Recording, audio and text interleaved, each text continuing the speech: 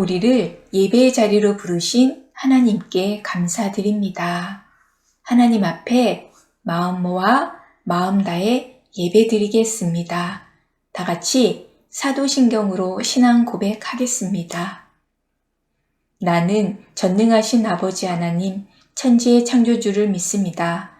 나는 그의 유일하신 아들, 우리 주 예수 그리스도를 믿습니다. 그는 성령으로 잉태되어 동정녀 마리아에게서 나시고 본디오 빌라도에게 고난을 받아 십자가에 못 박혀 죽으시고 장사된 지 사흘 만에 죽은 자 가운데서 다시 살아나셨으며 하늘에 오르시어 전능하신 아버지 하나님 우편에 앉아 계시다가 거기로부터 살아있는 자와 죽은 자를 심판하러 오십니다. 나는 성령을 믿으며 거룩한 공교회와 성도의 교제와 죄를 용서받는 것과 몸의 부활과 영생을 믿습니다. 아멘. 예배를 위해 유시진 어린이 기도하겠습니다.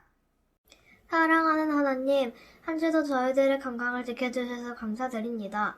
오늘 주시는 말씀 잘 듣고 실천할 수 있는 친구들이 되게 해주시고 말씀을 전해주시는 전도사님께도 은혜 내리게 해주세요. 예수님의 이름으로 기도드립니다. 아멘. 이 시간 찬양으로 우리의 마음을 하나님께 올려드립니다. 버려요. 힘차게 찬양하겠습니다.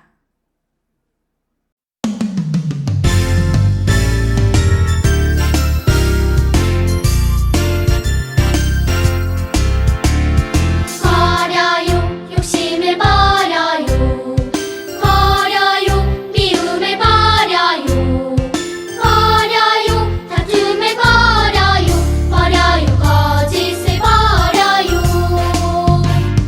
부끄러운 옛사람을 버려요 성령으로 새롭게 거듭나요 하나님을 따라 의와 진리로 거룩하게 새 사람 되어요 버려요 욕심을 버려요 버려요 미움을 버려요 버려요 다툼을 버려요 버려요 거짓을 버려요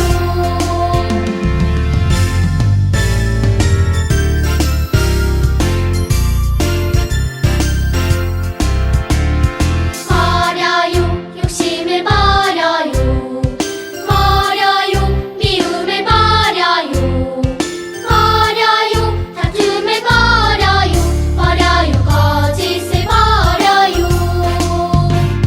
부끄러운 옛사람을 버려요 성령으로 새롭게 거듭나요 하나님을 따라 의와 진리로 거룩하게 새 사람 되어요 버려요 욕심을 버려요 버려요 미움을 버려요 버려요 다툼을 버려요 버려요 거짓을 버려요 버려요 거짓을 버려요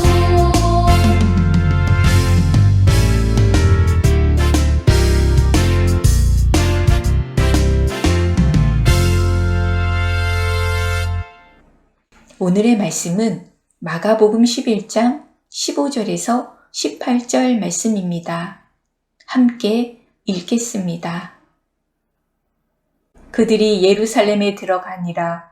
예수께서 성전에 들어가사 성전 안에서 매매하는 자들을 내쫓으시며 돈 바꾸는 자들의 상과 비둘기 파는 자들의 의자를 둘러부시며 아무나 물건을 가지고 성전 안으로 지나다님을 허락하지 아니하시고 이에 가르쳐 이르시되 기록된 바 내 집은 만민이 기도하는 집이라 칭함을 받으리라고 하지 아니하였느냐. 너희는 강도의 소굴을 만들었도다 하시매 대제사장들과 서기관들이 듣고 예수를 어떻게 죽일까 하고 꾀하니 이는 무리가 다 그의 교훈을 놀랍게 여김으로 그를 두려워함일러라. 아멘. 베냐민부 요셉부 영상예배 함께하는 모든 친구들 반가워요. 한 주간도 예수님 생각하면서 잘 지냈나요? 오늘은 하나님께서 우리에게 어떤 말씀을 들려주실까요? 오늘의 말씀 제목은 성전을 깨끗하게 하신 예수님입니다. 우리 하나님 말씀을 기대하며 잘 들어볼까요? 여러분은 과일을 좋아하나요? 가장 좋아하는 과일 머릿속으로 한 개씩만 떠올려 보세요. 어떤 과일인지 궁금하네요. 과일 중에 열대 과일의 여왕이라는 별명을 가진 과일이 있어요. 바로 망고스틴이라는 과일이에요. 어떤 맛일까요? 새콤 달콤하면서도 젤리 같은 맛이에요. 그런데 이 과일을 봤을 때는 별로 먹고 싶은 생각이 들지 않을 수도 있어요. 왜냐하면 이 과일의 겉모습이 마치 마늘 같은 것이 솟아나 있어 이상하게 보이기 때문이에요. 그런데 막상 먹고 나면 정말 달고 너무 맛이 있어서 또 먹고 싶다는 생각이 들기도 해요. 반대로 게살구라는 과일이 있어요. 어때요? 맛있게 보이지 않나요? 과일을 좋아하는 사람은 이 과일의 겉모습을 보고 주저하지 않고 한 입 딱 먹어볼 수가 있어요. 어떤 맛일까요? 먹음직스럽고 탐스러워 보이는 겉모습과는 달리 너무 셔서 먹을 수가 없다고 해요. 게살구라는 과일의 특징 때문에 빛 좋은 게살구라는 속담이 생겨났어요. 여러분도 이런 속담 들어본 적이 있나요? 이 속담은 게살구처럼 겉으로는 괜찮아 보여도 속은 그렇지 못한 경우에 사용해요. 즉, 겉과 속이 전혀 다른 경우에 이 속담을 사용하는 거예요. 그런데 우리의 믿음도 이 속담처럼 겉과 속이 다른 경우가 있어요. 겉으로 봐서는 믿음이 좋은 것처럼 보이고 훌륭한 것처럼 보이지만 겉모습과는 달리 안의 모습은 하나님과 전혀 상관없는 모습으로 살아가는 거죠. 오늘 말씀을 보면 이런 비슷한 모습이 나와요. 예수님은 이런 비슷한 상황에서 어떻게 말씀하시는지 오늘 말씀을 통해 살펴보아요. 예수님은 제자들과 함께 예루살렘에 있는 성전으로 가셨어요. 성전은 하나님께 제사를 드리는 곳이며 하나님과 만나는 곳이었어요. 그렇기 때문에 성전은 어떤 장소보다 가장 거룩한 곳이었어요. 가장 거룩한 곳, 성전에는 많은 사람이 모여 있었어요. 어떤 사람들이 모여 있을까요?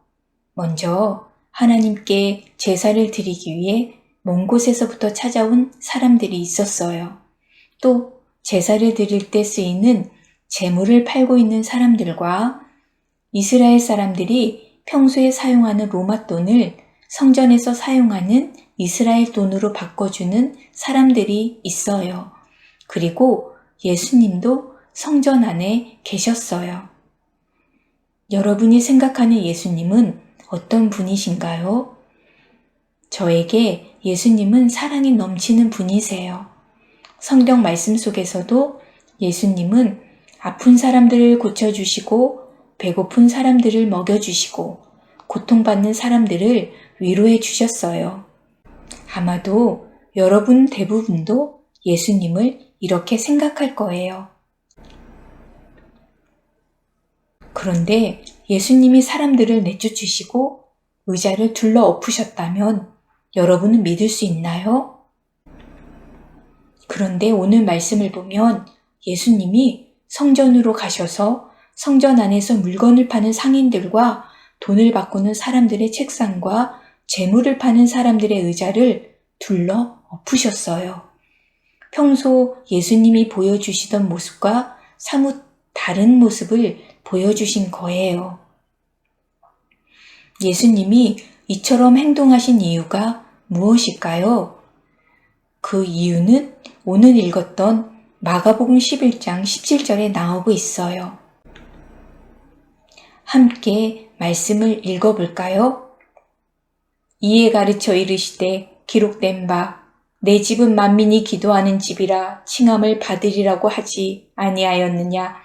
너희는 강도의 소굴을 만들었도다 하시매.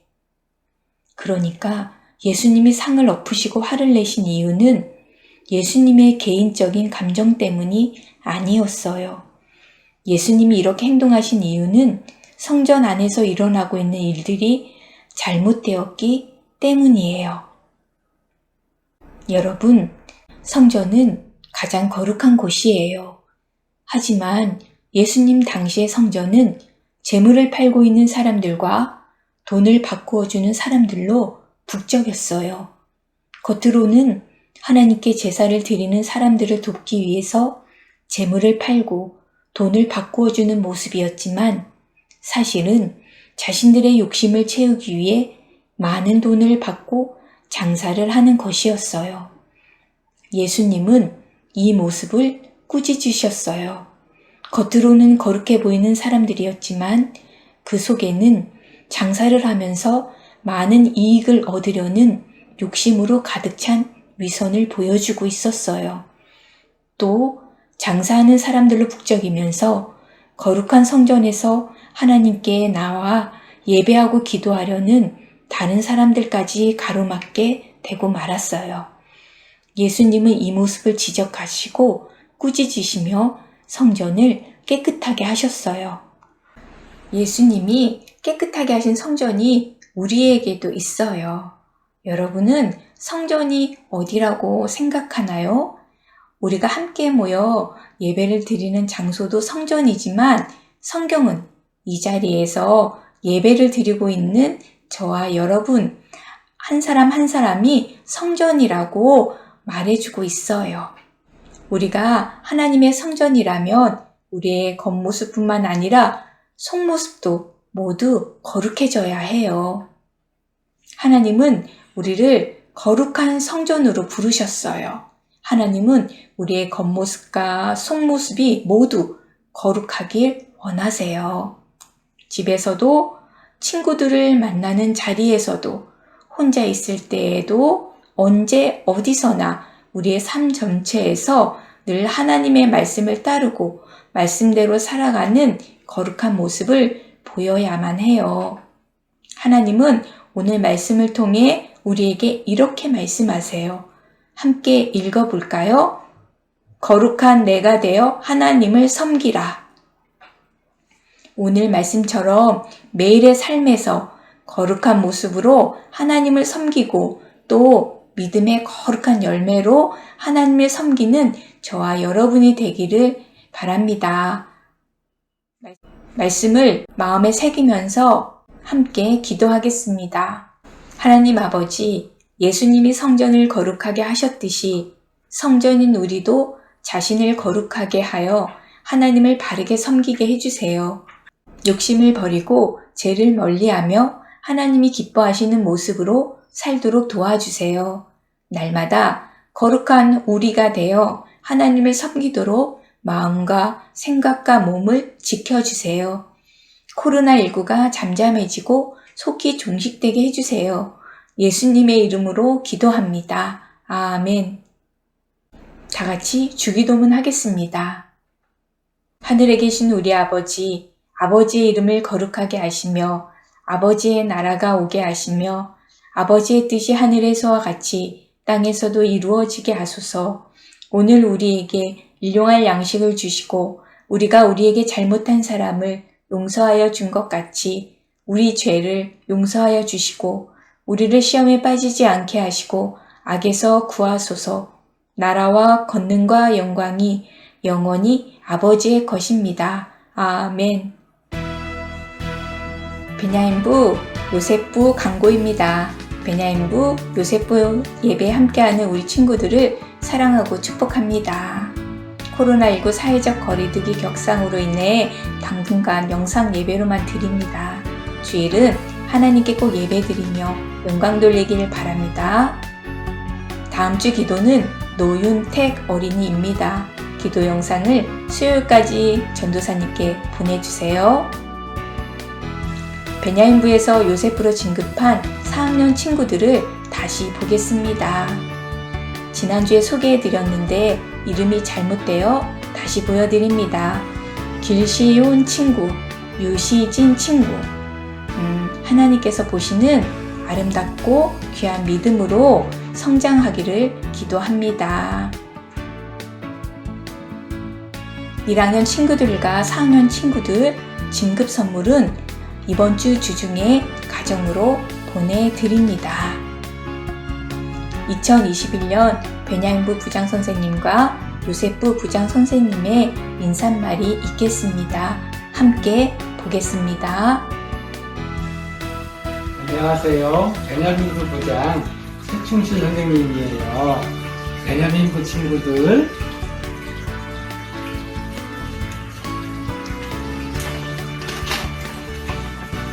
정말 보고 싶어요.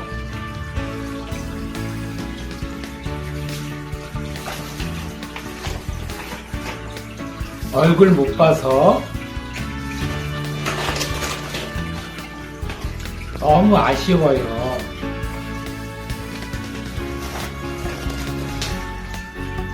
매주 영상 예배를